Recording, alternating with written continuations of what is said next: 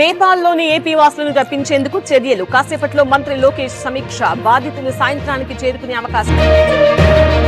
కర్నూలు జోహరాపురంలో అక్రమ మట్టి తవ్వకాలు. అధికారులకు రైతుల ఫిర్యాదు. స్పందించని మైనింగ్ శాఖ. పుట్టపర్తిలో ఎడతెరిపి లేని వర్షం. లోతట్టు ప్రాంతాలు జలమయం. వాగులను తలపించిన రహదారులు. తుంగభద్రకు తగ్గిన వరద. 3 గేట్ల ద్వారా దిగువకు నీటి విడుదల. Inflow outflow 19,000 క్యూసెక్కులు.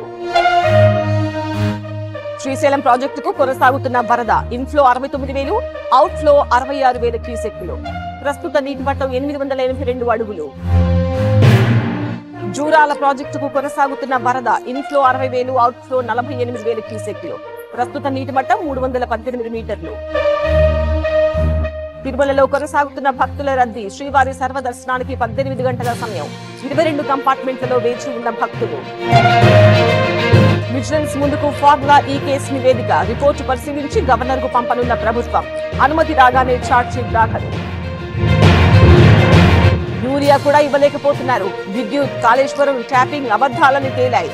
చివరికి ఈ ఫార్ములాను ముందుకు తెచ్చారన్న జగదీష్. లిక్కర్ కేసుపై ఏపీ హైకోర్టులో కీలక విచారణ. ఇవాళ పిటిషన్ విచారించనున్న కోర్టు. డిఫాల్ట్ బెయిల్ సవాల్ చేస్తూ చిట్ పిటిషన్. భూమి ఇవ్వగానే మెడికల్ కాలేజ్ అయిపోదు. వైసీపీ హయాంలో పునాదులేసి వదిలేశారు. అందుకే పీపీపీ విధానాన్ని తెచ్చామన్న చంద్రబాబు.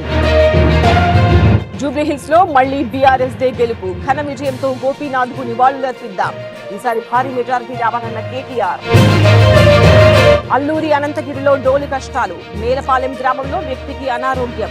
కొండలు వాగులు దాటి డోలిలో ఆసుపత్రికి తరలింపు. పాడేరులో వింత వాతావరణం. ఉదయం మంచు, మధ్యాహ్నం వర్షం.